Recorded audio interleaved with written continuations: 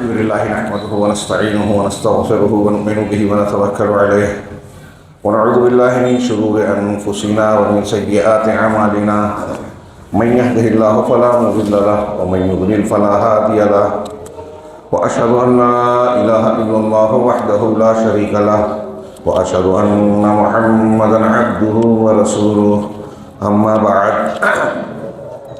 فإن خير الحديث كتاب الله وخير الهدي هدي محمد صلى الله عليه وسلم وشر الأمور محدثاتها وكل محدثة بدعة وكل بدعة ضلالة وكل ضلالة في النار. أعوذ بالله من الشيطان الرجيم. بسم الله الرحمن الرحيم. وجعلنا منهم أئمة يهدون بأمرنا لما صبروا وكانوا بآياتنا يوقنون. محترم حاضرین، ہم لوگ بار بار اللہ رب العالمین کے فرمان کے حوالے سے یہ سنتے ہیں، دہراتے ہیں کہ امت محمدیہ ہم اور آپ خیر امت ہیں. کنتم خیر امت اخرجت للناس، تم بہترین امت ہو. جتنی اقوام اور امتیں گزری اور موجود ہیں، موجود میں تو سب امت دعوت اور امت استجابت کے اعتبار سے سارے کے سارے امت محمدیہ ہیں، لیکن دیگر تمام قوموں کے مقابلے میں مسلمان آج بھی خیر امت ہیں، بہترین، سب سے اچھی. اور اس خیر امت کی جو علامت، امتیازی شان ہے، نمایاں صفت ہے، وہ آگے آیت میں فرمائی تأمرون بالمعروف وتنہون عن المنکر، کہ تم کیوں خیر امت ہو؟ لوگوں کو معروف کا حکم دیتے ہو. المعروف شریعت کی روشنی میں تعلیمات کے مطابق جو چیز بھلی ہے، پسندیدہ ہے، وہ معروف ہے.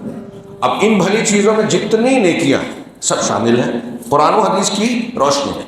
اس میں الگ سر فہرست جو ہے توحید آئے گی، اور پھر درجہ بدرجہ چھوٹے سے چھوٹی جو نیکی توحید کے مقابلے میں ہے وہ شامل ہوگی المعروف میں. تو ہر معروف کا حکم دیتے ہو. وَتَنْهَوْنَ عَنِ الْمُنْكَرِ، اور جتنی بھی برائیاں ہیں ان میں سر فہرست کفر اور شرک ہوا، نفاق ہوا، کفر اکبر، شرک اکبر، نفاق اکبر، اور پھر اس کے بعد نیچے سے جتنی برائیاں، کبیرہ سے لے کے صغیرہ تک برائیاں ہو سکتی ہیں منکر شریعت کے معیار پر. جو ہم اور آپ برا سمجھیں، جو ہم اور آپ اچھا سمجھیں، ہمارے معیار پر نہیں، شریعت کے معیار پر جو چیز بھلی ہے، بری ہے، بھلی کا حکم دیتے ہو اور بری سے روکتے ہو. وَتُؤْمِنُونَ بِاللَّهِ، اور اللہ پر ایمان رکھتے ہو. یہ بنیادی صفت ہے، بعد میں اس کا تذکرہ ہے. اپنے آپ کو ایمان والا بنا کر دوسروں کو نیکی کی تعلیم دینا اور برائیوں سے حکمت و مصلحت کے ساتھ جو شریعت کے آداب بتائے گئے ہیں اس کے مطابق روکنے کی کوشش کرنا. یہ بہترین امت کے لیے. اب بہترین امت اگر بننا ہے، سوچئے آج امت مسلمہ کا اقوام عالم میں حال کیا ہے. ہمارا منصب، ہمارے پاس قرآن و حدیث اور شریعت حقہ کی جو تعلیمات، ہدایات ہیں، اس کی ضرورت پوری دنیا کو ہے، اور اس اعتبار سے ہمیں مرجع ہونا چاہیے. لیکن نیکی کا حکم دینے، برائی سے روکنے اور ایماندار ہونے کے ساتھ ساتھ یہ کام کرنے کے لیے کچھ ضروری باتیں بھی ہیں. کچھ اوصاف کی ضرورت ہے. جب نیکی کی تعلیم آدمی اس وقت دے گا جب نیکی کو جانے گا، برائی کو سے اس وقت منع کرے گا جب برائی کو جانے گا. ہمارے یہاں سارے معاملات آج پلٹ چکے ہیں. نیکی اور برائی کا کچھ حصے جو لوگوں میں چرچا ہے کہ یہ اچھی ہے، اس کو ہم کہتے ہیں کہ یہ اس کی فضیلت ہے، یہ اس کا فائدہ یہ ہے. اور عام طور سے اب دین کی تعلیم بھی دنیا کے فائدے سے جوڑ کر ہی بتائی جاتی ہے، ورنہ لوگوں کے لیے جو اس میں کشش نہیں ہوتی. آخرت کا فائدہ کافی نہیں ہے جو صحابہ کرام کے لیے کافی ہوتا تھا کہ اللہ کے رسول صلی اللہ علیہ وسلم سے بیعت لے رہے ہیں، بیعت عقبہ میں سارے دنیا سے دشمنی ہو جائے گی، قریش ہمارے خلاف، بلکہ عرب کی ساری تلواریں نکل جائے گی. اللہ کے رسول ہمیں کیا ملے گا؟ آپ ایک لفظ کہتے ہیں الجنہ، جنت ملے گی. صحابہ کہتے ہیں انصار. اللہ کے رسول صلی اللہ علیہ وسلم ہاتھ بڑھائیے، ہم ہر قربانی، ہر امتحان دینے کے لیے تیار ہیں جنت کے لیے. وہ آخرت کا لالچ یا اس کی خواہش اب ہمارے یہاں ویسی نہیں نظر آتا. بہرحال میں یہ عرض کر رہا تھا کہ امر بالمعروف نہی عن المنکر کی اس جملے کو ہمارے یہاں سارے لوگ دہراتے ہیں. مختلف قومیں دین کا کام کرنے کا مظاہرہ کرتی ہیں. مظاہرے کا لفظ انورٹیڈ کاماز میں کیجیے. مظاہرہ کرتی ہیں مطلب یہ کہ کیا واقعی وہ ایسا کر رہی ہیں؟ میں تو ایک سوال اکثر کرتا ہوں کہ جن لوگوں کو توحید ہی نہیں معلوم ہے، جن لوگوں کو توحید ہی نہیں معلوم، کیا وہ توحید کی تعلیم دے سکتے ہیں؟ خود ہی نہیں جانتے. جو لوگ شرک اور شرکیات سے واقف ہی نہیں ہیں، لا الہ الا اللہ کا کلمہ ابھی میں نے کئی مرتبہ تقاریر میں دہرایا کہ مسلمانوں کی، رات کے درس میں بھی کہا کہ کم سے کم یہ ایک محتاط اندازہ ہے، جو دنیا میں تعداد ہے فرقوں، جماعتوں، گروہوں کے اعتبار سے، ان میں سمجھتا ہوں 2/3 سے زیادہ، کم نہیں ہوں گے زیادہ ہوں گے، ہاں 2/3 احتیاط کے ساتھ کہہ رہا ہوں، 2/3 سے زیادہ لوگ ایسے ہیں جو واضح طور سے نظر آتا ہے کہ لا الہ الا اللہ کا صحیح معنی سمجھتے نہیں ہیں، مانتے نہیں ہیں. فلاسفہ اور مناطقہ کے یہاں لا الہ الا اللہ کی کیا تفسیر ہے، صوفیوں کے یہاں کیا ہے، بالکل جو توحید کا کلمہ ہے اس کے الٹ. وہ کہتے ہیں لا موجود الا اللہ، اللہ کے سوا کوئی موجود ہی نہیں ہے، کائنات میں جو کچھ ہے سب اللہ ہی اللہ ہے، آسمان زمین پیڑ پودے انسان جنات حیوانات، ہاں گندی سے گندی چیز پاکیزہ چیز، ساری چیزوں میں. ایک آدمی کسی بت کی پوجا کر رہا ہے، اس بت میں بھی اللہ ہے. گائے کی پوجا کر رہا ہے، اس گائے میں بھی اللہ ہے. یہ میں ہوائی بات نہیں کر رہا ہوں. اہل تصوف جو اہل وحدت الوجود حلولی ہیں، ان کا یہ عقیدہ ہے. اور ہمارے یہاں بہت سارے نوجوان ایسے لوگوں کو سنتے ہیں، ناقل اسرار وغیرہ، وہ کہتے ہیں کہ یہ صحیح ہے. ابن عربی کا فلسفہ جو ہندوؤں سے اور فلاسفہ سے، یونان کے فلاسفہ سے لے، لا الہ الا اللہ کا مطلب ہی غلط جانتے ہیں، تو پھر نیکی کا کیا حکم دے گی؟ جھوٹی حدیثیں بیان کرتے ہیں اس سلسلے میں، شرکیات پر توجہ ہی نہیں دیتے. ابھی نوجوانوں میں حاکمیت اور حزبیت والی توحید کا دورہ ہے پورے عالم اسلام میں، ہنگامہ شور، کوئی نئی تحریک آتی ہے، نئے پرکشش نعرے آتے ہیں، لوگ ان کے پیچھے بھاگنے لگتے ہیں، گڑھ میں گہرائی میں دیکھتے نہیں کہ حقیقت کیا ہے. دائی سائی لوگ اس کے پیچھے، اور کون کون سی طرح تنظیمیں، نام لینے کی ضرورت نہیں. ہمارے یہاں بھی ہندوستان میں کئی تنظیمیں بین ہو گئی ہیں. اس سے پہلے نوجوانوں کو سمجھاؤ، مانتے ہی نہیں ہیں، سمجھتے ہی نہیں ہیں. معروف اور منکر کی پہچان ہی نہیں ہے. یہ اس وقت ہوگی جب شریعت کا صحیح علم ہوگا. اسی سلسلے کی ایک آیت کا ایک ٹکڑا، ایک آیت میں نے سورہ سجدہ کی پڑھی، آیت نمبر 24، وَجَعَلْنَا مِنْهُمْ أَئِمَّةً، کہ ہم نے ان میں سے، اس آیت سے بالکل پہلے بنی اسرائیل کا، قوم موسیٰ کا تذکرہ ہے، بنی اسرائیل کا، یہود کا، اس کا تذکرہ ہے، اور انہی کے سلسلے میں کہا وَجَعَلْنَا مِنْهُمْ أَئِمَّةً، ہم نے ان میں سے کچھ لوگوں کو پیشوا بنایا. ہاں ان میں سے پیشوا، سردار، لیڈر، قائد بنایا. ائمہ امام کی جمع. کیا ان کی صفت کیا تھی؟ یہدون بامرنا، جو ہمارے حکم سے یعنی شریعت جو ہم نے نازل کی، ان پر جو کتاب نازل کی، جو توریت نازل کی تھی، اس وقت کی وہ شریعت اسلامیہ تھی. تو ہم نے جو حکم دیا اس کے مطابق، اس سے ذریعے سے وہ ہدایت دیتے تھے، لوگوں کی تعلیم کرتے تھے، امر بالمعروف نہی عن المنکر کا کام کرتے تھے. یہدون بامرنا لما صبروا وکانوا بآیاتنا یوقنون. دو صفت بیان کی، جب انہوں نے صبر کیا اور وہ ہماری آیتوں پر یقین رکھتے تھے. اس آیت کی تفسیر اور باتیں میں کروں پھیلتی چلی جائے گی. 2-3 بڑے معتبر شخصیات ہمارے کبار ائمہ اور سلف میں سے، ان کی عبارت میں آپ کے سامنے سنانا چاہتا ہوں، اور ہم اپنے ارد گرد میں غور کریں، اپنے آپ میں غور کریں. اگر یہاں ہم میں سے ہر شخص کسی نہ کسی درجے میں انا کا شکار ہوتا ہے، اپنے آپ کو چاہتا ہے بڑا بنو، نمایاں کرو، پھر مختلف سطحوں پہ ہم دیکھتے ہیں عہدوں کی لڑائیاں ہوتی ہیں. ابھی ہمارے یہاں شہر میں اور ریاست مہاراشٹر کے کئی مقامات پر یہ الیکشن چلنے والا ہے انتخابی. ہم اس الیکشن سے متعلق گفتگو نہیں کرتے. وہ سیاست ایسی ہو گئی ہے کہ اس کا تذکرہ مسجد میں کرو تو بہت سے لوگوں کی بھاؤ چڑھ جاتی ہے. لیکن اس میں جو ہمارا رویہ ہے، معاملہ ہے، ہمارا اپنا کردار، دوسروں کی بات چھوڑیے، میں اس کردار سے متعلق بات کرنا چاہتا ہوں. آپ کیسے ہیں، آپ کا دین کیا ہے، آپ کا اخلاق کیا ہے، آپ کے ہر مقام کے رویے سے ظاہر ہوتا ہے. آپ مسجد میں دیندار ہیں لیکن بازار میں غیر اسلامی ہیں. آپ مسجد میں یا مخصوص مقامات پر، عیدین میں، رمضان میں بہت اچھے مسلمان ہیں، لیکن لین دین میں، معاملات میں، حلال حرام میں شریعت کی کوئی تمیز ہی نہیں کرتے، تو آپ ڈھونگ کر رہے ہیں کہ میں دیندار ہوں، اور یہ ڈھونگ آج کل اکثریت کر رہی ہے، بہت کم پرسنٹیج ملے گی۔ تو اللہ تبارک و تعالیٰ نے یہاں ہمیں نسخہ بتایا کہ امام کون ہوتا ہے۔ اللہ نے بتایا کہ ہم نے امام کسے بنایا دین میں، یا دین کی امامت کی بات ہے، ہاں، اور دین کے ساتھ دنیا کی امامت اور بادشاہت میں بھی صلاحیت دیکھی جائے گی نا۔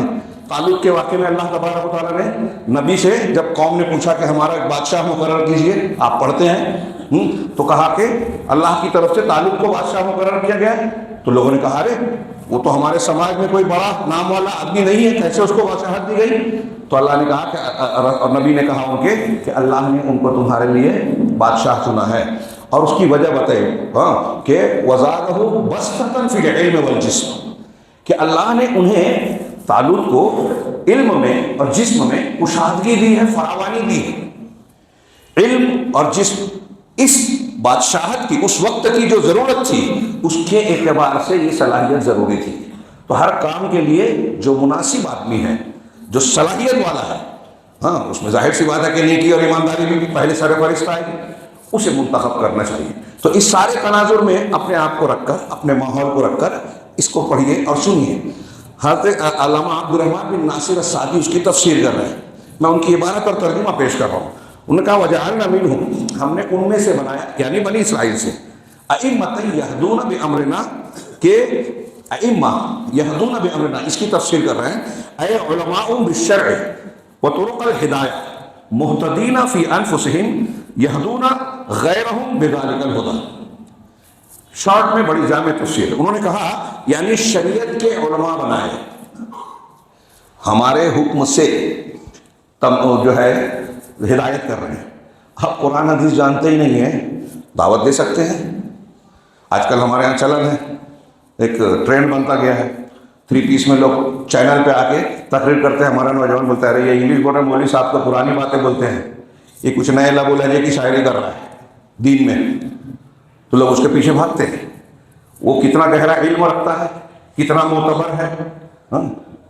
آدمی اگر کسی غیر، میں اکثر سوال کرتا ہوں، سر درد ہوتا ہے، بہت سے لوگ بولتے ہیں کہ فلاں گولی جا کے لے لو، ہاں، یہ کوئی صاحب علم نہیں کرے گا کیا؟ ڈاکٹر اور اطباء سے جا کے پوچھئے تو کہیں گے کہ سر درد کی بہت سی وجہ ہوتی ہے، آپ چلتے چلتے کوئی بھی دوا لے لیے، کسی بھی پاور میں لے لیے، کتنی بھی مقدار اور ڈوز میں لے لیا۔ ڈاکٹر جو حقیقی ڈاکٹر ہے، گہرائیاں جانتا ہے، وہ جانتا ہے کہ آپ کی فزیکل کنڈیشن کیا ہے، آپ کے سر درد کی وجہ کیا ہے، کس بنیاد پر آپ کے علامتوں سے فیصلہ کرے گا، آپ کے کتنا ڈوز کتنی ضرورت ہے، یہ ساری چیزیں وہ جانتا ہے۔ چلنے پھرنے والا آدمی اگرچہ سر درد کی دوا، لیکن کبھی کبھی وہ جو دوا دیتا ہے وہ زہر بن جاتی ہے، وہ بعد میں ڈاکٹر بولتا ہے کہ تمہیں الٹی سیدھی دوائیں نہیں کھانی چاہیے تھی، پہلے ڈاکٹر کو بتانا تھا۔ تو شریعت میں بھی ہم آدھے ادھورے ڈاکٹرز کی طرف جاتے ہیں، ہاں، یہ جسمانی طب کے جو جاننے والے ہیں، اور علماء شریعت دل کی طب کو، روحانی طب کو جاننے والے ہیں۔ تو جو معتبر ہیں ان کو اختیار کرنا چاہیے۔ امام کس کو بنایا؟ جو شریعت کے علماء، ہدایت کے طریقوں سے کو جاننے والے ہیں، مہتدین فی انفسہم، بذات خود اپنے معاملے میں ہدایت یافتہ ہیں، خود صحیح دین پر ہیں۔ ہم دیکھ رہے ہیں کہ بہت سے دعات آج کل غلط دین پر ہیں، دعوت دے رہے ہیں، خود شرک کر رہے ہیں، دعوت دے رہے ہیں، خود بدعت کر رہے ہیں، دعوت دے رہے ہیں، لیکن مختلف قسم کے منہجی خرافات میں ملوث ہیں۔ ابھی ہم جس مہینے میں ہیں، رجب کا مہینہ، کتنی بدعتیں ہیں۔ ہاں، اور یہاں حلقے کے لوگ جو میرے مخاطب ہیں آپ لوگ سب جانتے ہیں، لیکن ہمارے ارد گرد میں اس مہینے کی رجبی نماز پہلے جمعہ اور جمعرات کی رات میں صلاۃ الرغائب، پھر اس میں عمرہ، پھر اس میں ابھی 22 تاریخ آگے کونڈا شیعوں کا بنایا ہوا، حضرت امیر معاویہ کے وفات کے دن حضرت جعفر صادق کے نام کا، کونڈے کے نام سے مشہور کر دیا۔ پھر 27 رجب کو جو ہے یہ لیلۃ الاسراء۔ اس سلسلے میں آپ غور کیجئے، ہم کہہ رہے ہیں بدعت ہے، شریعت میں اس کا کوئی وجود نہیں ہے، لیکن جو قوم مانتی ہے وہ بہت ساری باتیں بیان کرتی ہے، فضیلتیں بیان کرتی ہے۔ اب وہ ہدایت دے رہے ہیں، خود ہدایت سے محروم ہیں، بدعت کو دین بتا رہے ہیں۔ تو اللہ تبارک و تعالیٰ کی اس شرط کو سمجھے کہ شریعت کے علماء ہوں، ہدایت کے طرق سے واقف ہوں، اور اپنی ذات میں ہدایت یافتہ ہو، دوسروں کو رہنمائی کرتے ہوں، اسی ہدایت کے ساتھ فالکتاب الذی انزل الیہم ھدی، چنانچہ اس آیت سے پتہ چلا کہ وہ علماء اور ائمہ جن کو اللہ نے بنایا وہ اس کتاب کے عالم تھے جو اللہ نے ان پر نازل کی تھی، اور وہ کتاب ہدایت تھی یعنی توریت۔ اور مومنین اس سلسلے میں اللہ کے فرمان کے مطابق ان میں جو اہل ایمان ہیں، کتاب کو ماننے والے ہیں، وہ دو قسموں کے ہوئے۔ ایک تو وہ قسم ہے جو اللہ تعالیٰ کے حکم کی تبلیغ کر رہے ہیں، ہدایت دے رہے ہیں، یعنی تعلیم دے رہے ہیں، دعوت دے رہے ہیں، سکھا رہے ہیں، یعنی علماء اور ائمہ۔ اور دوسرے وہ اتباع مہتدون بہم، وہ متبعین جو ان کے ذریعے سے ہدایت پا رہے ہیں، ان کے شاگردان یا ان کے مخاطبین، ان کے مدعوین، دونوں۔ تو جس طرح امام کو صحیح ہونا چاہیے، اس طرح عام آدمی آنکھ بند کر کے جس ماحول میں آنکھ کھولے اسی ماحول کی بات ماننے لگے، کام نہیں چلے گا۔ عوام کا کام بھی ہے کہ اپنے اللہ نے جو شعور دیا ہے، آپ دنیا کی چیزوں میں پرکھ رکھتے ہیں، تجارت میں پرکھ رکھتے ہیں۔ بہت سی جگہ علماء کو، جانکار لوگوں کو کہتے ہیں ارے اس کو کیا سمجھتا ہے، ہم کو سمجھتا ہے، لیکن دین کے معاملے میں آپ اپنے دین کو گروی رکھ دیتے ہیں دوسروں کو، وہ جو بتائے گا ماننے کے آنکھ بند کر کے میرے ابا اور دادا اس کو مانتے تھے۔ کیا یہ دلیل ہے؟ اگر یہ دلیل ہے تو دنیا میں کوئی ناحق نہیں ہے، لکھ لیجئے۔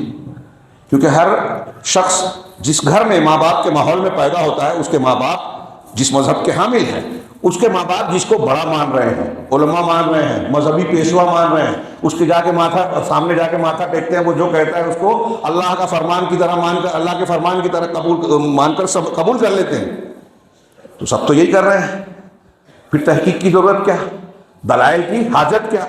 اللہ کو آسمان سے وحی اتارنے کی ضرورت کیا تھی؟ لوگ اپنی عقل سے، اپنی سمجھ سے، اپنی رائے سے جس چیز کو چاہتے قبول کر لیتے۔ اگر ایسا صحیح ہوتا تو اللہ تبارک و تعالیٰ انبیاء کو مبعوث نہیں کرتا، آسمان سے کتابیں نہیں اتارتا، سب کو بولتا جس کو جو سمجھ میں آئے مان لو۔ تو نہیں چل رہا، نہیں چلے گا۔ اور متعدد مذاہب ہیں، انبیاء آئے، یہ سارے تقاضے کرتے ہیں کہ ہم کم سے کم اتنا شعور تو استعمال کریں کہ پرکھ لیں کہ کون سچی ہدایت دینے والا ہے، کون نہیں۔ اس کے اصول جانتے ہیں، کسی کے بھی پیچھے آنکھ بند کر کے چلے، قیامت کے دن چل جائے گا کہ میں نے اس کے پیچھے دین کو حوالے کر دیا تھا اس کے، کہ ہمارے سردار یہ تھے۔ نہیں، اللہ تبارک و تعالیٰ نے اسی لیے میدان محشر میں اور جہنم میں پیشواؤں کو، اماموں کی اور ان کے پیچھے چلنے والوں کے جھگڑوں کو ذکر کیا ہے۔ وہ کہیں گے کہ ان کی وجہ سے ہم جہنم میں آئے، ان کو اللہ ڈبل عذاب دے۔ وہ کہے گا ان کی وجہ سے ہم پیشوا بنے ہوئے تھے۔ کئی جگہ پہ کم سے کم 4-5 مقامات پر آپ کو ملے گا قرآن کریم میں۔ کیوں اللہ نے یہ جھگڑا ذکر کیا؟ یہ تنبیہ کرنے کے لیے کہ ہر قسم کے پیشوا کے پیچھے چلو گے تو بچ نہیں جاؤ گے۔ یہ پیشوا کی علامت دیکھنی چاہیے۔ اور اللہ کے رسول اللہ نے بھی فرما دیا ہم کو اور آپ کو آگاہ کیا، انما اخاف علی امتی الائمۃ المضلین، میں اپنی امت کے بارے میں جو ڈرتا ہوں تو بس گمراہ کرنے والے اماموں کا ڈر ہے مجھے۔ گمراہ کرنے والے امام، یعنی جو لوگ لیڈر، پیشوا، امام سمجھ کر جس کے پیچھے چلیں گے وہ غلط دین بتائیں گے، شرک اور بدعت کی طرف لے جائیں گے، اللہ کی نازل شدہ ہدایات کے خلاف دوسری چیزیں پیش کریں گے، اور لوگ اس پر بھروسہ کر کے، ان کی اس شخصیت پر بھروسہ کر کے اس کے پیچھے۔ سوچئے تھوڑی دیر کے لیے، ذرا سا غور کیجئے گا اس پر۔ دنیا میں آج کتنے لوگ ہیں، کتنے لوگوں پر اعتماد کر کے، آنکھ بند کر کے ان کے پیچھے چلتے ہیں، اندھے بھکت بن جاتے ہیں کہ اس نے کہا ہے تو غلط ہو ہی نہیں سکتا۔ یہی مشرکین کی دلیل ہوا کرتی تھی۔ تو اللہ کے رسول صلی اللہ علیہ وسلم نے بھی کہا، یہ جو حدیث ہے اس کے الفاظ میں ایک جگہ یہ بھی ہے کہ مجھے اپنی امت پر گمراہ کرنے والوں کا ڈر جو ہے وہ دجال سے بھی زیادہ ہے، دجال سے بھی زیادہ۔ صحیح حدیث ہے۔ آگے شیخ کہتے ہیں کہ جو پہلی قسم ہے ہدایت دینے والی، یہ درجات میں نبوت و رسالت کے بعد سب سے اونچے درجے والی ہے۔ علماء انبیاء کے ورثہ ہیں، لیکن جو عمل کرنے والے ہوں، خشیت والے ہوں، تقوی والے ہوں، صحیح دین کو جاننے سمجھنے والے ہوں، کیوں انہوں نے ان کو یہ درجہ، اعلیٰ ترین درجہ کیوں ملا؟ اس لیے کہ انہوں نے تعلم سیکھنے پر، تعلیم دینے پر، اللہ کی طرف دعوت دینے کے لیے اور اللہ کے راستے میں دعوت دیتے ہوئے، تعلیم و تعلم میں جو تکلیفیں، مصیبتیں، مشقتیں آئیں، اس پر صبر کرنے میں جو ہے انہوں نے صبر کرنے کی وجہ سے ان کو یہ اعلیٰ درجہ ملا۔ اور انہوں نے اپنے آپ کو، اپنے نفس کو گناہ کے دلدل میں پھنسانے سے اور اپنی شہوتوں کو آزاد چھوڑ دینے سے اپنے آپ کو روکا۔ یہ صبر کی ضرورت ہے اس میں بھی۔ آیت میں کہا گیا جب انہوں نے صبر کیا اور یقین کیا، اس کی تشریح کر رہے ہیں۔ دوسرا گروہ وہ ہے، اور دوسری بات کیا کہی ان کے اعلیٰ درجے کے ہونے کی، وَكَانُوا بِآيَاتِنَا يُوقِنُونَ، یعنی وہ اللہ تعالیٰ کی آیتوں پر ایمان لانے میں یقین کے درجے کو پہنچے۔ یقین کا درجہ، ایمان کا معنی خود یقین کرنا ہوتا ہے، اب اس یقین کے درجات میں بھی کمی بیشی ہوتی ہے۔ جو اعلیٰ ترین مقام پر یقین کے پہنچے گا اسے نبوت کے بعد صدیقین کا درجہ کہا جاتا ہے۔ تو کہا یہ صدیقین کا درجہ ہے، اور وہ یہ علم تام ہے، کامل علم جو کہ عمل کا موجب ہے۔ ایک آدمی بہت علم رکھتا ہے، عمل نہیں کرتا تو وہ عالم نہیں ہے قرآن کی روشنی میں۔ انما یخشی اللہ من عبادہ العلماء، اللہ سے اس کے عالم بندے ہی ڈرتے ہیں۔ ڈگری لے لیا، اللہ کا ڈر ہی نہیں ہے، نماز ہی نہیں پڑھتا تو وہ اللہ سے ڈرتا نہیں ہے۔ قرآن کی اس آیت کے مطابق وہ عالم کی فہرست میں شامل نہیں ہے، اگرچہ مدرسے کی ڈگری اس کے پاس بہت اونچی ہے، ڈسٹنکشن کے ساتھ پاس ہوا ہے۔ وہ یقین کے درجے پر اس لیے پہنچے کہ انہوں نے صحیح علم حاصل کیا۔ صحیح علم صرف علم نہیں، انفارمیشن معلومات نہیں، گوگل سے آج بہت کچھ لے لیتے ہیں۔ صحیح علم حاصل کیا اور مسائل کو یقین کا فائدہ دینے والے دلائل کے ذریعے سے حاصل کیا۔ علم دلیلوں کے ساتھ ہوتا ہے تو مضبوطی آتی ہے، تو وہ برابر مسائل کو سیکھتے رہے اور ہر مسئلے پر کثیر دلائل سے استدلال کرتے رہے، تب انہیں یہ مقام ملا۔ آخری جملہ اس آیت کی روشنی میں علامہ ابن قیم نے بھی کہا، اور یہ شیخ عبد الرحمن نے بھی نقل کیا کہ فَبِالصَّبْرِ وَالْيَقِينِ تُنَالُ الْإِمَامَةُ فِي الدِّينِ۔ یہ قاعدہ یاد رکھیے کہ صبر اور یقین کے ذریعے سے دین میں امامت حاصل ہوتی ہے۔ دین میں علامہ ابن قیم نے، علامہ ابن ابیلس نے اس کی تشریح میں لکھا کہ یہ دو چیزیں بتائی ہے امامت کے لیے اللہ نے اس آیت کریمہ میں، ایک صبر اور ایک یقین۔ اب اس کو اس طرح سمجھیں کہ دل کی جو بیماریاں ہوتی ہیں، ہمارے دل کی جو بیماریاں ہوتی ہیں دو طریقے کی ہیں، ایک شبہات کی، ایک شہوات کی۔ دل میں شبہ ہوتا ہے تو عقیدہ بگڑتا ہے۔ شبہات کی جو بیماری ہے، شبہات کے جو فتنے ہیں، اس سے عقیدہ بگڑتا ہے۔ کفر ہے، شرک ہے، شک ہے، دین کے سلسلے میں شک آ گیا، یقین نہیں رہا، آدمی مسلمان نہیں رہے گا۔ ایمان یقین کو آپ لا الہ الا اللہ محمد رسول اللہ کی 7 اور 8 شرطیں پڑھتے ہیں تو اس میں ایک شرط ہے یقین جو شک کے منافی ہو۔ تو شک بھی شبہات سے پیدا ہوتا ہے۔ آج پوری دنیا میں عالم جو کفر ہے مسلمانوں کو دین کے سلسلے میں شکوک و شبہات میں مبتلا کرنے کی کوشش کرتا ہے۔ توحید سے متعلق سوال، حدیثوں کو عقل کے، سائنس کے خلاف ہے، یہ سوال اٹھایا جاتا ہے بڑے منظم طریقے سے، ہم کو سمجھ میں آئے نہ ہے۔ مسلمانوں میں خاندانی نظام جو ہے آج کے زمانے کے حساب سے نہیں ہے، 1400 سال پرانے دور کی باتیں ہیں۔ یہاں عورتوں پر بیجا پابندیاں ہیں، 4 شادی کی اجازت ہے، عورتوں پر پردے کا حکم ہے، داڑھی کی تعلیم ہے، یہ سب چلنے والے رجعیت کی تعلیمات ہیں۔ اقتصادیات، مسلم اقتصادیات جو ہے، معیشت کا نظام ہے، آج کے زمانے میں نہیں چل سکتا، یہ پہلایا جاتا ہے۔ جبکہ ہر زمانے کے لیے اسلام کی چھوٹی سے چھوٹی اور بڑی سے بڑی تعلیم، یہ یقین رکھنا چاہیے تبھی ہم مسلمان ہوں گے کہ ہر زمانے کے لیے یہی سب سے مفید ہے جو قرآن و حدیث نے بتایا۔ اللہ احکم الحاکمین ہے، سب سے بہتر فیصلہ کرنے والا، الحکیم ہے، حکمت بالغہ رکھتا ہے۔ کائنات کا کوئی انسان، کوئی گروہ، سارے دانشوران جمع ہو جائیں، کوئی قانون ایسا نہیں بنا سکتے جو اللہ تبارک و تعالیٰ کے قانون کی طرح فطرت کے مطابق ہو، انسان کے لیے مفید ہو، نقصانات سے بچانے والا ہو، ہر زمانے ہر علاقے کے لیے ہو، بوڑھے جوان مرد عورت بچوں بوڑھوں سب کے لیے رکھتا ہو۔ شریعت اسلامیہ میں یہ خوبیاں جو میں بیان کر رہا ہوں، پوری موٹی موٹی کتابیں لکھی جائے گی، اس کو سمیٹ نہیں پائے گا انسان واقعی۔ کل تک بہت ساری باتیں جو حکمت کے خلاف سمجھی جاتی تھی، آج کی تحقیقات بتاتی ہیں کہ قرآن و حدیث نے جو بات کہی تھی اسی میں فائدہ ہے۔ خیر، یہ اللہ میں کہہ رہا تھا کہ شبہات سے عقیدہ بگڑتا ہے، شبہات سے عقیدہ بگڑتا ہے، کفر، شرک، نفاق، قرآن و حدیث کی آیتوں میں شکوک و شبہات، اور اس طریقے کے اور بھی اعتراضات جو شریعت پر ہوتے ہیں، یہ سب شبہات کی وجہ سے ہوتے ہیں۔ ان شبہات کا علاج یقین سے ہوتا ہے۔ آیت میں 2 باتیں کہی، صبر اور یقین۔ شبہات کی بیماریوں کا علاج یقین ہے۔ یقین اگر آپ کا مضبوط ہے تو کوئی یہ کافروں کے پروپیگنڈے، تشکیک، شکوک و شبہات پیدا کرنے کی کوششیں کامیاب نہیں ہوگی۔ آج بہت سے مسلمان شکار ہو جاتے ہیں، حدیثوں کا انکار کرنے لگے۔ صحابہ کرام کے متعلق دلائل واضح ہیں، لیکن ان پر سوالات اٹھایا، اعتراضات کیا، ہمارا نوجوان بھی انہی باتوں کو دہرانے لگا۔ ایسی بہت ساری خرابیاں۔ تو شبہات کا علاج یقین ہے۔ دوسری بیماریاں جو دل کو لگتی ہیں اور عمل میں آتی ہیں وہ شہوات کی ہیں، خواہش نفس، شہوتیں، ہاں، لالچ ہے، زنا ہے، چوری ہے، جوا بازی ہے۔ آج کل ہمارے ہاں جو موبائل اور جدید قسم کی جو تلذذ کی چیزیں ہیں، مزہ آتا ہے جن کے کرنے میں، لیکن وہ گناہ ہے۔ گندی فلمیں، گندی باتیں، گندی تصویریں، فحاشی، بے حیائی، شراب، نشہ، جتنی بھی چیزیں ہیں یہ شہوات میں آئی۔ ان شہوات کا علاج صبر ہے۔ دل کی ساری بیماریاں انسان کے اوپر ٹوٹل کنٹرول کرنے والی یہ دو خوبیاں ہیں، جامع طریقے سے صبر اور جامع طریقے سے اعلیٰ درجے کا یقین۔ اس کی تھوڑی سی وضاحت کے لیے علامہ ابن تیمیہ کی عبارت اسی آیت کی روشنی میں انہوں نے کہا کہ ہم نے ان میں سے کئی پیشوا بنائے ہیں جو ہمارے حکم سے ہدایت دیتے تھے جب انہوں نے صبر کیا اور ہماری آیات پر یقین کرتے تھے۔ یہ آیت کا ترجمہ ہوا۔ شیخ الاسلام علامہ ابن تیمیہ کہتے ہیں کہ پورا کا پورا دین حق کی جانکاری اور اس پر عمل کرنے کا نام ہے۔ یہ ایک جملہ سمجھنے کی بات ہے۔ دین کیا ہے؟ ایک علم آپ حاصل کریں، حق کو جانیں، سیکھیں، اور دوسرا اس پر عمل کریں۔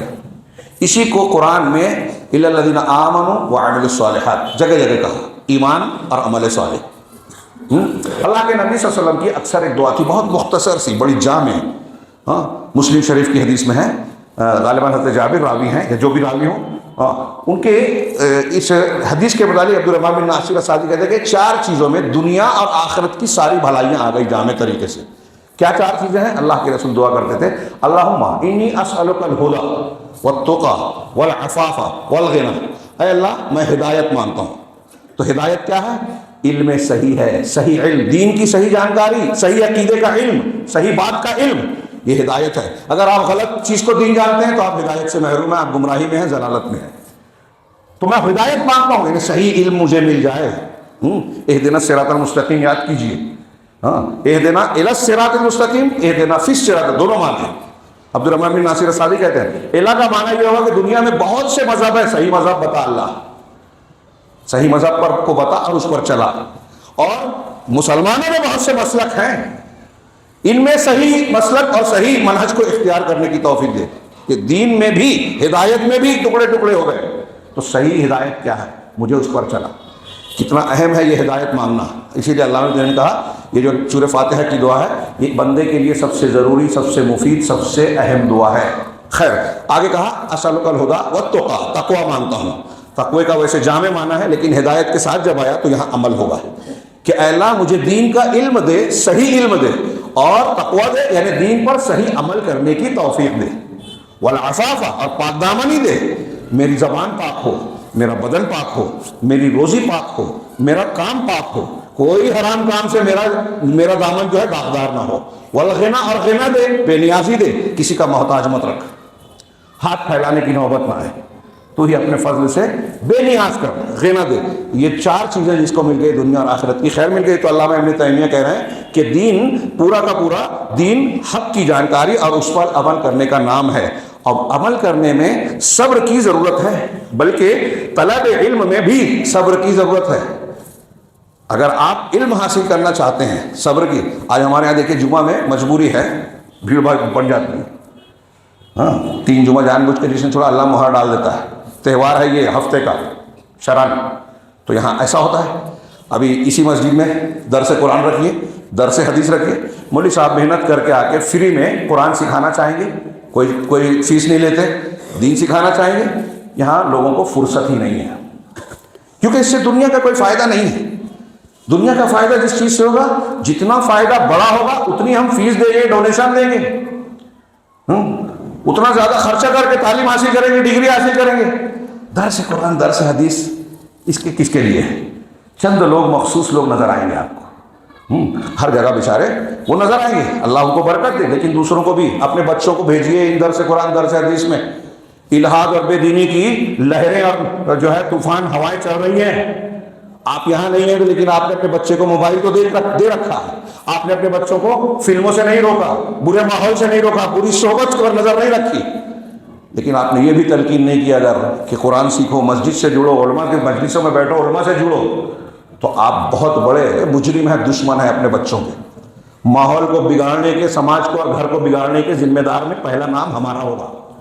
یہ میں شارٹ میں کہہ رہا ہوں، ٹائم زیادہ ہو رہا ہے، تو یہ بات پوری ہو جائے کہ طلب علم میں بھی صبر کی ضرورت پڑتی ہے۔ اب اس میں صبر کر کے آپ بچوں کو بھیجیں، بچوں کو بھی صبر کی، آپ کو بھی صبر کی، ہم کو بھی صبر۔ یہ درس قرآن، درس حدیث جو سیکھتے ہیں ہمارے علماء سلف، زندگیاں کھپائی ہیں، پڑھتے ہیں ہم لوگ حالات کہانی کی طرح، کیا وہ قصہ کہانی، وہ قوم ایسا لگتا ہے کوئی اور تھی، ہم کوئی اور ہیں، علم کا کوئی شوق نہیں ہے، جو فری میں مل رہا ہے علماء آتے ہیں ان کو بھی سننے کو تیار نہیں ہے۔ وہاں ایسا ہوتا تھا کہ ایک حدیث کے لیے ایک صحابی جو ہے 1 مہینے کا سفر کر رہے ہیں، دور دراز سے لوگ جا رہے ہیں، بقیع ابن مخلد مغرب سے جو ہے امام احمد کے پاس گئے، نظر بند ہو گئے، ان کے گھر پہ گئے، دستک دیا، کہا میں تو نظر بند ہوں، مجھے روک دیا گیا ہے، کہا میں حدیث سیکھنے اتنے دور سے آیا ہوں، کہا ٹھیک ہے میں سکھاتا، لیکن ایسی مجبوری ہے، کہا تب ٹھیک ہے، ایسا ہے جیسے میں نے آج آ کے آپ کو دستک دی، دروازے پہ بات کر رہا ہوں، سپاہی دور سے دیکھ رہے ہیں، تو میں ایسا کرتا ہوں روز بھکاری بن کے آؤں گا، اللہ کے نام پہ آپ سے بھیک مانگوں گا، آپ دروازہ کھول کے 1 حدیث 2 حدیث مجھ کو سکھا دینا، کھڑے کھڑے درس دے دینا۔ کہا یہ ٹھیک ہے۔ کافی بہت ساری حدیثیں اس طرح انہوں نے امام احمد سے سیکھی۔ یہ شوق اور جذبہ تھا سیکھنے کا، صبر کی ضرورت نہیں ہے۔ لمبا سفر کیا، بھوک پیاس کی، اور سفر کی مشقتیں آج کی طرح سہولتیں بھی نہیں تھی۔ امام بخاری کتنا سفر کرتے ہیں، لوگ کہتے ہیں کہ ان کو شادی کرنا چاہتے تھے، کر نہیں پائے، موقع ہی نہیں ملا سفر میں۔ صحیح بخاری جو ہمارے سامنے ہے 16 سال میں لکھی، 16 سال میں ایک کتاب لکھی، ساری اصول اور کوششیں کرنے کے بعد ہر حدیث کو کتاب میں ڈالنے کے لیے 2 رکعت استخارے کی نماز پڑھتے تھے، دعا کرتے تھے، پھر رکھتے تھے، اطمینان ہوتا تھا۔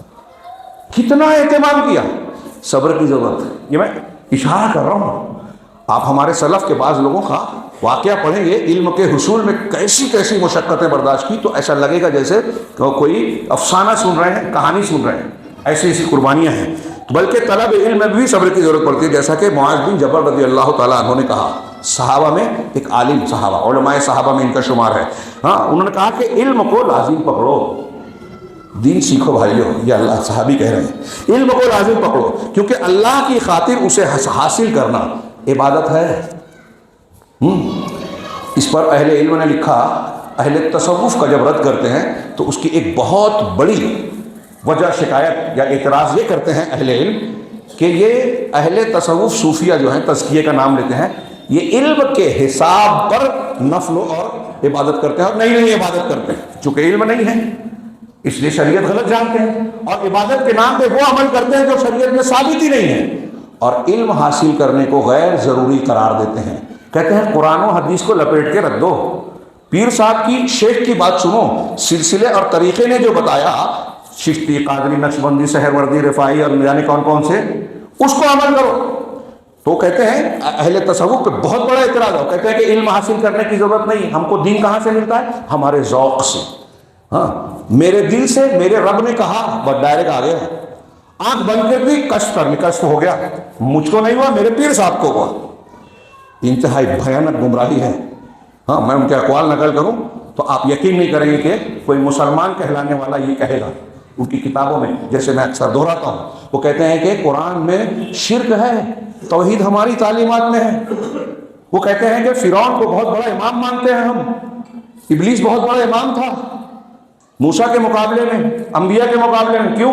ابلیس کو اللہ نے کہا آدم کو سجدہ کر، نہیں کیا، کتنی بڑی توحید تھی کہ اللہ تجھ کو ہی سجدہ کروں گا، آدم کو کیوں کروں گا؟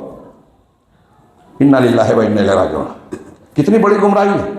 حالانکہ وہ ہم اور آپ سمجھتے ہیں کہ اگر آدم کو سجدہ کرتے تو آدم کو نہیں کرتے، اللہ کا حکم مانتا نا، جیسے فرشتوں نے کیا، تو کیا فرشتوں نے شرک کیا؟ لیکن بہت سے لوگ اس کے دام میں، ہاں یار، ایسی بکواس باتوں کو لوگ قبول کر لیتے ہیں، ایسے بہت سارے ترک چلتے ہیں ہمارے یہاں۔ تو علم حاصل کیجئے، اس قسم کے شیطانی دھوکے، اور جو لوگ علم کو چھوڑ کر عبادات میں لگتے ہیں کیسی گمراہیوں کے شکار ہیں۔ چنانچہ وہ کہہ رہے ہیں کہ علم کا حاصل کرنا عبادت ہے، نوافل سے زیادہ افضل ہے یہ۔ اس کی معرفت خشیت ہے، ایک ایک جملہ نا ایک ایک مضمون ہے، کتاب ہے۔ علم کی معرفت، خاص طور سے دین کا، اللہ کو پہچاننا، دین کو جاننا، آخرت کو، جنت جہنم کو جاننا، اس سے دل میں خشیت آتی ہے، اور یہی انسان کو انسان بناتا ہے۔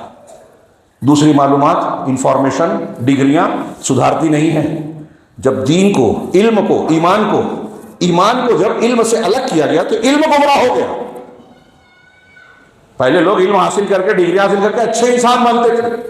آج جو جتنا بڑا صلاحیت والا ہے اتنا بڑا گھوٹالہ کرتا ہے، اتنا بڑا دھوکہ دیتا ہے، بڑے والا کانڈ کرتا ہے۔ تو علم یہ خشیت ہے، صحیح علم، اور اسے تلاش کرنا جہاد ہے۔ علم کو تلاش کرنا جہاد ہے۔ اب ہمارے یہاں جو جہاد کے لفظ سے بدکتے ہیں ہماری ایجنسیاں اور یہ وہ، ان کو پتہ چلنا چاہیے کہ اسلام میں اصلی معنی کیا ہے۔ یہ داعش والے اور جو آج نوجوان ہنگامہ پروری کرنے والے لوگ جو ہیں، یہ جہاد واد نہیں ہے، اسلام سے اس کا کوئی تعلق لینا دینا نہیں ہے۔ نیکیوں کے حاصل کرنے، شریعت پر عمل کرنا، اور جو اس راستے میں مشکلات کا سامنا کرنا، یہ جہاد ہے۔ جہاد مانے کوشش کرنا، مجاہدہ کرنا، جد و جہد ہم بولتے ہیں نا، اسی جہد کا لفظ ہے، اسی سے جہاد بنا ہے۔ تو برائی سے لڑنے کے لیے، اچھائی کو پھیلانے کے لیے، نیکی، یہاں علم کو حاصل کرنے کے لیے، اپنے آپ کو برائیوں سے بچانے کے لیے ایک انسان جو محنت کرتا ہے وہ جہاد ہے، اپنے آپ سے لڑتا ہے۔ تو کہا اسے تلاش کرنا جہاد ہے، اور اسے سکھانا صدقہ ہے۔ ایک عالم درس دیتا ہے، سکھاتا ہے، یہ بہت بڑا صدقہ ہے۔ اس سے بہتر صدقہ کوئی نہیں کر سکتا۔ پیسے کے، دولت کے اور دوسرے اسباب کے صدقے سے زیادہ اہم صدقہ یہ ہے کہ آپ کسی کو اچھی بات سکھائیں۔ اپنے بیٹے کو سکھائیے، اپنی بیوی کو سکھائیے جو اچھی باتیں ہیں، دعائیں ہیں، یہ سکھانا صدقہ ہے۔ بلکہ اگر آپ کے مرنے کے بعد اس علم پر عمل ہوتا رہا تو یہ صدقہ جاریہ ہے، جیسا کہ آپ جانتے ہیں حدیث۔ اور علم کا مذاکرہ کرنا تسبیح ہے، جیسے سبحان اللہ، الحمدللہ، سبحان اللہ و بحمدہ، بہت فضیلت ہے۔ لیکن قرآن و حدیث کی باتوں کو اگر آپ سیکھتے سکھاتے ہیں، ایک دوسرے سے ڈسکشن کرتے ہیں، مذاکرہ، ڈسکشن۔ اہل علم علامہ ابن خلدون لکھتے ہیں کہ کثرت مطالعہ سے، زیادہ کتابیں پڑھنے سے علم میں پختگی اور ملکہ نہیں آتا، بلکہ مطالعے کے ساتھ دو چیزیں ضروری ہیں، ایک مذاکرہ، ایک اساتذہ کی کثرت۔ زیادہ سے زیادہ اہل علم سے آپ استفادہ کریں، پوچھیں، سیکھیں، اساتذہ سے، گوگل سے نہیں، ٹی وی سے نہیں، اساتذہ سے استفادہ کریں۔ جتنے زیادہ استاد ہوں گے آپ کو اتنا پڑھا، کیونکہ ایک استاد نے کتنا پڑھا، اساتذہ سے استفادہ کیا، غور و فکر کیا، تجربہ ہوا، تب آپ کو اس کا نچوڑ دیتا ہے۔ مذاکرہ، ایک چیز آپ پڑھتے ہیں بھول جاتے ہیں، پڑھتے ہیں غلط سمجھتے ہیں، پڑھتے ہیں اس کے کچھ حصے کو توجہ دیا، کچھ حصے پر توجہ نہیں دی، لیکن جب آپ مذاکرہ کرتے ہیں، ڈسکشن کرتے ہیں، تو جو چیز پڑھ کے بھول گئے، جس چیز پر توجہ نہیں دی، وہ چیز دماغ میں آتی ہے اور مضبوط ہوتی ہے، ملکہ پیدا ہوتا ہے اس سے۔ تو اس کا مذاکرہ تسبیح ہے۔ اسی کے ذریعے اللہ کی معرفت ہوتی ہے اور اس کی عبادت کی جاتی ہے، اور اسی کے ذریعے اس کی تمجید اور وحدانیت بیان کی جاتی ہے۔ اللہ کی بزرگی، اس کی بڑائی، کبریائی، جو علم والا ہوگا وہی بیان کرے گا، جانے گا۔ اسی علم کے ذریعے اللہ کچھ لوگوں کا مقام بلند کرتا ہے، اور انہیں لوگوں کا امام اور قائد بنا دیتا ہے۔ اگر بڑا بننے کا شوق ہے، ہاں، تو بلا وجہ کی نہیں، علم کے ذریعے سے، عمل کے ذریعے سے، احسان کے ذریعے سے بڑا بنی ہے۔ ہاں، یہ کہہ رہے ہیں امام علامہ تیمیہ اس آیت کی تشریح میں، جن کے ذریعے لوگ رہنمائی حاصل کرتے ہیں ان کو امامت کا درجہ ملتا ہے۔ اسی بات کو سورہ عصر میں بھی اللہ رب العالمین نے بیان کیا، والعصر ان الانسان لفی خسر، 4 صفت بیان کی، الا الذین آمنوا وعملوا الصالحات، جو ایمان لائے، عمل صالح کیا، اس سے اپنی ذات کی اصلاح ہوئی، وتواصوا بالحق، حق کی تلقین کی، وہی امر بالمعروف نہی عن المنکر، دوسروں کو سکھایا، سمجھایا، یہ دعوت کا کام کیا۔ خود سدھرنے کے بعد کافی نہیں ہے، ابھی دوسروں کو سکھایا، اور پھر ایمان میں، عمل صالح میں، دوسروں کو سکھانے میں جو تکلیف، مصیبت، مشقت آتی ہے، وتواصوا بالصبر، اس پر صبر کی تلقین کرتے ہیں۔ یہ صفات جب ہوگی تو دنیا میں، آخرت میں خسارے سے بچیں گے۔ یہ صفات ہوگی تو اللہ دین کی امامت دے گا، اور دنیا میں بھی جب دین میں امامت ملے گی تو دنیا میں بھی عزت ملے گی۔ یہاں اور بھی آیتیں ہیں، وقت زیادہ ہو گیا اس لیے میں اسی پر اکتفا کرتے ہوئے یہ ایک بات کہتا ہوں کہ جب یہ اللہ نے کہا کہ جن کے پاس یقین ہے، جن کے پاس صبر ہے، یعنی شریعت کی پابندی ہر اعتبار سے کرتے ہیں، عقیدے میں بھی اور عمل میں بھی، وہ امام ہے۔ اس کا مطلب کیا ہوا؟ اس کا الٹا مطلب جس کے پاس علم نہیں ہے، یا جو خواہشات نفس کے پیچھے چلتے ہیں۔ خواہشات نفس کے پیچھے چلنا، کچھ چیزیں ہم فیصلہ نہیں کر سکتے، دل کی باتیں، لیکن کچھ ظاہر ہوتا ہے۔ ایک آدمی کھلے عام حلال حرام کی تمیز نہیں کرتا، گالی گلوچ کرتا ہے، نماز کی پابندی نہیں کرتا، نشہ اور دوسری چیزیں استعمال کرتا ہے. ایسی کچھ چیزیں یا بہت سی چیزیں ایسی ہیں جس کے ذریعے سے ہم فیصلہ کر لیتے ہیں کہ یہ شہوات کے پیچھے چلتا ہے، یہ دیندار نہیں ہے. اب اس کی مدد کرنا، اس کے لیے محنت کرنا. ابھی الیکشن آئے گا ہمارے یہاں، ابھی اندور کا ایک واقعہ ہوا کہ پانی میں سیوریج کا پانی، یعنی وہ پیشاب پاخانے والا ٹوائلٹ والا پانی مل گیا. اس کے پینے سے ایک پورا علاقہ جہاں 50,000 لوگوں کی بستی ہے، کئی ہزار لوگ متاثر ہو گئے. محتاط اندازے پر 14 اور کچھ لوگ کہتے ہیں اس سے زیادہ لوگ مر گئے. ایک گلاس پانی پی کے بھی کچھ لوگ مر گئے. اب اس پہ ہنگامہ مچا ہوا ہے اور کئی سو بلکہ شاید ہزار کی تعداد میں ہاسپٹل میں ایڈمٹ ہے. چیخ پکار جاری ہے، ہنگامہ جاری ہے. تو اس تناظر میں کچھ لوگوں نے تبصرہ کیا کہ بھئی لیڈر کیوں کرے، کیوں صفائی کرے آپ کے لیے، جب آپ نے پیسہ لے کے ووٹ دیا. اب یہ الیکشن آ رہا ہے، میں الیکشن کی سیاست کی بات نہیں کر رہا ہوں، اخلاق کی بات کر رہا ہوں، دھیان رہے. ابھی آپ ہمارے یہاں دیکھیں گے الیکشن میں پیسہ لے کے ووٹ دیا. اب جس نے پیسہ خرچ کیا ہے وہ کمائے گا بھی. کیوں خرچ کر رہا ہے وہ؟ دین کے لیے، خدمت کے لیے. واضح ہے نا کون کس کے پیچھے چل رہا ہے، یہ اس ترازو میں دیکھیے. تو چلیے وہ کمانے کے لیے کر رہے ہیں. اب وہ جب کہہ رہے ہیں، ایک صاحب مجھ سے کہنے لگے کہ آج کا ہمارے شہر جیسے غریب شہر، چھوٹے شہر کا ایک آدمی کا بجٹ کہہ رہے ہیں کہ کم سے کم 80 لاکھ روپیہ ہے. میں حیران رہ گیا. تو بولے کوئی پراپرٹی بیچتا ہے، کوئی اور جوا کھیلتے ہیں، باہر بھی گئے تو کوئی قرض لیتا ہے، کوئی سودی قرض لیتا ہے. تو اتنا قرض لے کے آپ کو بانٹ رہے ہیں تو خدمت کرنے کے لیے، جنت بنانے کے لیے، آخرت کے فائدے کے لیے. ان کو مسجد میں تو مسجد کا راستہ معلوم نہیں ہے، کارپوریشن کے راستے پہ جانا چاہتے ہیں اور آپ ان کے لیے مرے جاتے ہیں. اب جب انہوں نے خرچ کر کے آپ کو ووٹ کا پیسہ دے دیا تو آپ کی گٹر اگر خراب ہو رہی ہے تو آپ اسی پیسے سے بنوائیے. آپ کا بچہ بیمار پڑ رہا ہے تو سرکاری ہاسپٹل میں نہ جاتے کہ جو پیسہ آپ نے لیا اس سے علاج کیجیے. جو کلبیں کام کرتی ہیں ان سے کہیے کہ الیکشن کے ٹائم آپ نے اس کو جتوایا، اس سے پیسہ خرچہ کیا، آپ نے لیا، تو آپ ہمارا کام کیجیے. اور یہ کرنا چاہیے. ہم کو آپ کو اخلاقی طور سے اس بات کا حق نہیں بنتا کہ ہم ان سے کہیں ہمارا کام کرو، صفائی کرو. کیا میری یہ بات ہو سکتا ہے کچھ لوگوں کو اختلاف ہو، لیکن میں سمجھتا ہوں کہ یہاں میں توجہ اس بات پر دلانا چاہتا ہوں کہ ایک آدمی دیندار، دین میں امامت کرنے والی قوم سے ہمارا تعلق ہے. اخرجت للناس، لوگوں کے لیے برپا کیے گئے، اور اللہ نے کہا ہم دہراتے ہیں، ہم اپنے آپ کو اچھا سمجھتے ہیں. تو کیا یہ کردار خیر امت کا ہے؟ اپنے آپ کو، اپنی ضمیر کو، اپنے حق کو بیچ دینا. کم سے کم کہیں تو ہمارا کردار ایسا ہو کہ غیر مسلم بھی یہ کہے کہ دیکھیے مسلمان ایسا ہوتا ہے. یہ اس کے لیے اسلام کی طرف رغبت کرنے کی کچھ وجہ بنے. ان کے یہاں تو لوگ نفرت پیدا کر رہے ہیں، نفرت بڑھتی جا رہی ہے، بڑھتی جا رہی ہے. ہاں میں یہ نہیں کہتا، کورونا کے ٹائم اور اس کے بعد جو ہوا، آج بھی بہت سے ہندو مخالفتوں کے بیچ بھی اعتراف کرتے ہیں کہ مسلمان دوسروں کا کام کرتے ہیں، نیکیاں کبھی ضائع نہیں ہوتی.